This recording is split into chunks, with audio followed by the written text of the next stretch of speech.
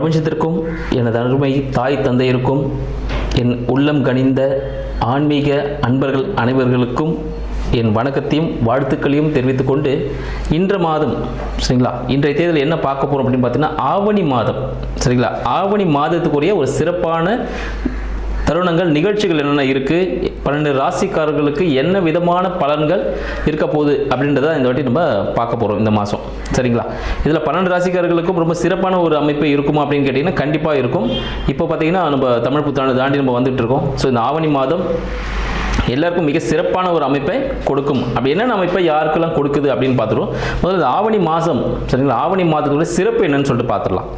ஆவணி மாதத்தை பார்த்தீங்கன்னா சிம்ம மாதம் அப்படின்னு சொல்லுவாங்க. இதுக்கு காரணம் என்ன பார்த்தீங்கன்னா சிம்மம் சரிங்களா, சிம்ம ராசியில் சூரிய பகவான் அதிபதி சூரிய பகவான் பார்த்தீங்கன்னா அவரோட ராசியிலேயே ஆட்சி பெற்று அமர்ந்திருந்து எல்லா வேலையும் திடமான விஷயங்களை செஞ்சு கொடுக்க போறாரு அப்படின்னு சொல்லலாம். இதெல்லாம் சிம்ம மாதம்னு சொல்லுவாங்க.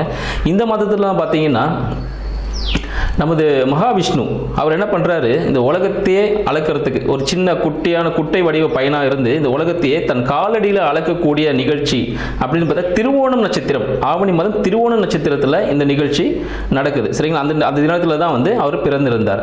அடுத்தது பார்த்தீங்கன்னா இது சிவபெருமானுக்கும் உரிய மிக சிறப்பான ஒரு மாதம் அப்படின்னு சொல்லலாம். அதுவும் பார்த்தீங்கன்னா இன்னொன்று நம்ம கிருஷ்ண பரமாத்மா அஷ்டமி திதியில் ஆவணி மாதத்தில் அஷ்டமி திதியில் தான் பிறந்திருக்கிறார். ஸோ அத்தனை குறை சிறப்புகளும் இருக்கு. சரி, இவங்களுக்குலாம் இருக்கு. அப்போ விநாயகர் விட்டுருவோமா? நம்ம விநாயகருக்கு சங்கடா சதுர்த்தி, மகா சங்கடா சதுர்த்தி இந்த வருடத்தில் கடந்த ஒரு வருடமா சதுர்த்தி விரதத்தை நம்மளால கடைபிடிக்க முடியலை அப்படின்னு சில நாள் இருப்பாங்க, தொடர்ந்து பண்ணிட்டு இருப்பாங்க. சில டைம் பண்ண முடியாமல் போயிருக்கும். அவங்க எல்லாமே அந்த டைம்ல விட்டிருந்தாலும் இந்த மகா சங்கட சதுர்த்தி அப்படின்னு சொல்லக்கூடிய விநாயகர் சதுர்த்தி அப்படின்னு சொல்லுவோம். அது பார்த்தீங்கன்னா ஆவணி மாதம் நம்மளுக்கு வரப்போகுது சரிங்களா. அதில் நம்ம ஆகஸ்ட் 27 அப்படின்னு சொல்லலாம் ஆங்கிலத்தில். ஸோ அந்த தேதிக்கு வரக்கூடிய சதுர்த்தி விரதம் சரிங்களா, மகா சங்கட சதுர்த்தி விநாயகர் சதுர்த்தின்னு சொல்லுவோம். ஸோ விநாயகர் முழு முதற் கடவுள் விநாயகரை வழிபட்டு நம்ம செய்யக்கூடிய அனைத்து செயல்களும் சிறப்பாக இருக்கும் அப்படின்றது நம் முன்னோர்கள் நம்மளுக்கு கொடுத்த ஒரு அருள்வாக்கு அப்படின்னு சொல்லலாம். இத்தனை மிக்க சிறப்பான ஆவணி மாதம் நமக்கு 12 ராசிக்காரர்களுக்கும் எந்த விதமான பலன்களை கொடுக்க போகிறது அப்படின்ற விஷயத்தை நம்ம தனித்தனியாக பார்த்துருவோம். இதில் யாருக்கெல்லாம் சிறப்பாக இருக்குது, என்னென்ன முன்னெச்சரிக்கை நடவடிக்கைகள் யாரெல்லாம் எடுத்துக்கணும், யாருக்கெல்லாம் தன வரவுகள் அதிகமாக இருக்குது அப்படின்ற விஷயத்தையும் நம்ம தெளிவாக பார்க்க போகிறோம். மீனராசி அன்பர்கள் அனைவருக்கும் அடியனின் வணக்கங்கள். மீனராசி அன்பர்களுக்கு இந்த சிம்ம மாதமாகிய ஆவணி மாதத்தின் பலன்களை தற்போது பார்க்கலாமுங்க. மீனராசி அதிபதி குரு பகவான் மிதுனத்தில் இருக்காரு இந்த வருடம் ஃபுல்லாக சரிங்களா. மிதுனத்தில் இவரோட திங்கிங்லாம் எப்படி இருக்கும், இவரோட சிந்தனைகள் எப்படி இருக்குன்னு பார்த்தீங்கன்னா முழுமையாகவே வீடு சார்ந்த சிந்தனைகள் தான் அதிகமாக இருக்கும்.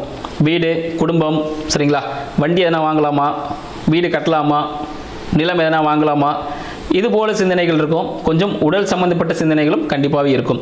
ஏன்னு பார்த்தீங்கன்னா வரியாதிபதியான சனீஸ்வர பகவான் கும்பத்தில் இருந்து இப்போ மீனத்தில் சஞ்சரிச்சுட்டு இருக்காரு. இந்த வருடத்தில் இந்த வருடம் ஃபுல்லாகவே அப்படி தான் இருப்பார் சரிங்களா. அடுத்த வருடமும் அப்படி தான் இருப்பார். இந்த மீனத்தில் சனீஸ்வரன் போகிறதுனால சிறிய உடல் உபாதைகள் ஏற்பட்டுகிட்டே இருக்கும். அப்பப்போ சின்னதாக பார்த்தீங்கன்னா ஏற்பட்டு இருக்கும். ஏன்னு பார்த்தீங்கன்னா விரையாதிபதி லாபம் மற்றும் விரையாதிபதி 11, 12க்கு அதிபதியான சனீஸ்வரன் நம்ம மீனத்தில் இருக்கிறார். அப்போ லாபமும் என்ன ஆகும், சில விரயமாக ஏற்படும் சரிங்களா. அப்போ என்ன பண்ணணும், ஒரு ப்ராஃபிட் வரும், அந்த ப்ராஃபிட்டை நம்ம விரயமாக போது சுப விரயமாக மாற்றிக்கணும். சுப விரயம்னா என்ன செய்யலாம், ஒரு கோல்டு வாங்கலாம், ஒரு இன்வெஸ்ட்மெண்ட் பண்ணலாம், லேண்டு, ஒரு வண்டி வாகனம் வாங்கலாம். வண்டி வாகனமான தேய்மானம் தான். ஒரு லேண்டில் இன்வெஸ்ட் பண்ணலாம், ஒரு வீடு கட்டலாம், இல்லை ஜுவல்ஸ் வாங்கி வைக்கலாம். இது போல் சுப விரயமாக மாற்றிக்கணும் சரிங்களா. இல்லைனா அந்த பணம் என்ன ஆகும், மருத்துவ செலவாக விரயம் ஆகிடும் கண்டிப்பாக. அதனால் சுப விரயமாக மாற்றிக்கோங்க சரிங்களா. உங்களோட ஃபேமிலிலாம் எப்படி இருக்க போகுது, உங்களோட வருமானம் எப்படி இருக்கும், ஒரு பிரச்சனைக்குரிய ஒரு வருமானமாக இருக்கும் சரிங்களா. இன்சூரன்ஸ் துறையில் இருப்பீங்க, ஸோ அவங்களுக்குலாம் இது வந்து சூப்பராக இருக்கும். நர்சிங் துறையில் இருப்பாங்க, மெடிக்கல் லைனில் இருப்பாங்க, போலீஸ் டிபார்ட்மெண்ட்டில் இருப்பாங்க, கவர்மெண்ட் ரிலேட்டடான ஒர்க்கில் இருக்கிறவங்களாம் பார்த்தீங்கன்னா இது ரொம்ப சாதகமான சூழ்நிலைன்னு சொல்லலாம் இந்த ஆவணி மாதம். ஏன் சொல்கிறேன்னா பிரச்சனைகள் மூலமாக அவங்களுக்கு வருமானம், லாயர்ஸு சரிங்களா, பிரச்சனைகள் மூலமாகவே அவங்களுக்கு என்ன கிடைக்கும், ஒரு இன்கம் கிடைக்கும். இல்லைனா மற்றவங்களுக்கு என்ன இருக்கும், நான் இந்த கேட்டகரியில் இல்லைங்கய்யா அப்படின்னீங்கன்னா மற்றவங்களுக்கு இந்த பிரச்சனைகள் சரிங்களா ஏற்படும். இவங்க வருமானம் கடுமையாக உழைச்சிட்டே இருந்தாலும் ஒரு கெட்ட பேர் கிடைக்கும், கெட்ட பேரோட ஒரு வருமானமும் கிடைக்கும். சரிங்களா? அதை எப்படி பார்த்தீங்கன்னா ஒரு ஃபுல்லாக ஒர்க் பண்ணிகிட்டே இருப்பார், திடீர்னு பார்த்தீங்கன்னா சரியாக ஒர்க் பண்ணலன்னு சொல்லுவாங்க. அப்புறம் பார்த்தா ப்ரொடக்ஷன் அங்கே நிறையா ப்ரொடக்ஷன் அங்கே ஆயிருக்கும். நம்ம தான் தப்பாக சொல்லிட்டோம், அது மாதிரி ஒரு திட்டம் வாங்கிட்டு இருப்பார். அதுக்கேற்ற அடிஷ்னல் போனஸ் மாதிரி இன்கமும் இவருக்கு கிடைக்கும். இவர் எதிர்பாராத ஒரு நேரத்தில் அவருக்கு அந்த ப்ராஃபிட் கையில் கிடைக்கக்கூடிய ஒரு காலகட்டமாகவே இருக்குன்னு சொல்லலாம். அடுத்து பார்த்தீங்கன்னா இவரோட முயற்சிகள் எல்லாமே பார்த்தீங்கன்னா ஒரு சக்ஸஸ் கொடுக்கக்கூடிய ஒரு காலகட்டமாக இருக்கும். சரிங்களா? ஏன்னு பார்த்தீங்கன்னா இவருக்கு முயற்சி மூலமாகவே சரிங்களா இவரோட பிரச்சனைகள் எல்லாம் சால்வ் ஆகக்கூடிய ஒரு பிரச்சனை எல்லாமே இப்போ என்னன்னா அவர் பெரிய பெரிய பிரச்சனைகள் இருக்கும், அது எல்லாமே ஒரு முடிவுக்கு வரக்கூடியதாக இருக்கும் இவரோட முயற்சியின் மூலமாக. அதனால புதிய முயற்சிகள் செய்கிறது இவருக்கு பாசிட்டிவாக கொடுக்கும்னு சொல்லலாம். அடுத்து பார்த்தீங்கன்னா நான்காம் பாவத்தில் குரு பகவான் இருக்காரு. குரு பகவான் இருக்கிறதுனால என்ன ஆகுது பார்த்தீங்கன்னா நான்காம் பாவம் ஒரு நல்ல மனை அமையக்கூடிய ஒரு வாய்ப்பு இருக்குது அப்படின்னு சொல்லிக்கலாம். சரிங்களா? ஸோ அதனால் அந்த விஷயங்களை அவர் நல்லா கண்ணும் கருத்துமாக பார்க்கறது ரொம்ப நல்ல விஷயம். அடுத்து புத்திரம், சரியா, புத்திர பாக்கியம் அப்படின்னு சொல்லுவாங்க பாருங்க. குழந்தை பிறப்புக்காக ஏங்கி கொண்டிருப்பவர்களுக்கு குழந்தை பிறக்கக்கூடிய ஒரு காலகட்டம் சொல்லலாம். ஐந்தாம் பாவ அதிபதியான சந்திர பகவான் எங்க இருக்காரு? ஆவணி மாத தொடக்கத்தில் ரிஷபத்தில் இருக்காரு. சரிங்களா? ரிஷபத்தில் இருக்கும்போது என்ன ஆகும்? அது புத்திரருக்கு 11 வரும். இவரின் முயற்சி மூலமாக அவருக்கு புத்திர பாக்கியம் சொல்லக்கூடிய ஐந்தாம் பாவம், சரிங்களா, மீனத்துக்கு புத்திர பாவம் ஐந்தாம் பாவத்தில் என்ன ஆகுது பார்த்தீங்கன்னா சந்திர பகவான் பார்த்தீங்கன்னா இவருக்கு ரிஷபத்தில் இருக்கிறார். இந்த ரிஷபத்தில் இருக்கிற காலகட்டம் பார்த்தீங்கன்னா புத்திர பாக்கியம் இல்லாமல் கஷ்டப்பட்டவங்களுக்கு எல்லாமே ஒரு குழந்தை பிறத்துக்கான வாய்ப்புகள் இந்த காலகட்டத்தில் ஏற்படுதுன்னு சொல்லி ஒரு மகிழ்ச்சியான தருணத்தை உங்களுக்கு நான் தெரிவிச்சுக்கிறேன். அதே போல் பார்த்தீங்கன்னா இன்கேஸ் வாழ்க்கை துணையை நம்பி இருக்காங்க, இன்கேஸ் பார்த்தீங்கன்னா திருமணம் ஆகலை அப்படின்னு சொல்லிட்டு நிறைய அன்பர்கள் இருக்காங்க. திருமணம் ஆகாத அன்பர்களுக்கு, திருமணத்துக்காக காத்து கொண்டிருக்கக்கூடிய அன்பர்களுக்கும் ஒரு ஜாக்பாட் என்னன்னு பார்த்தீங்கன்னா இந்த மாதம் திருமணத்திற்கான ஒரு சிறந்த காலமாக திகழ்கிறது. இவங்க பார்த்தீங்கன்னா உங்கள் ஃபேமிலிக்குள்ளேயே இருக்க ஒரு பர்சனே கல்யாணத்துக்காக ரெடியாக இருப்பாங்க. நீங்கள் ஃபேமிலிக்குள்ளேயே பொண்ணு மாப்பிள்ளையை பார்த்தீங்கனாலே போதும், மேரேஜ் சக்ஸஸ்ஃபுல்லாக நடக்கக்கூடிய ஒரு காலகட்டமாக இருக்கும். அவங்க ஒரு சிறந்த ஒரு பணியில் இருக்கக்கூடிய ஒரு பர்சனாக இருப்பாங்க. ஆனால் நீங்கள் போய் பொண்ணு தேடுற மாப்பிள்ளை தேடுன்னு வெளியே போய் தேட வேண்டாம். ஃபேமிலிக்குள்ளேயே அவங்களுக்கு பொண்ணும் மாப்பிள்ளையும் ரெடியாக இருப்பாங்க திருமணத்திற்கு. இந்த காலகட்டத்தை நீங்கள் பயன்படுத்துறது மூலமாக ஈஸியாக திருமணம் உங்களுக்கு கை கூடும் அப்படின்னு சொல்லிக்கலாம்.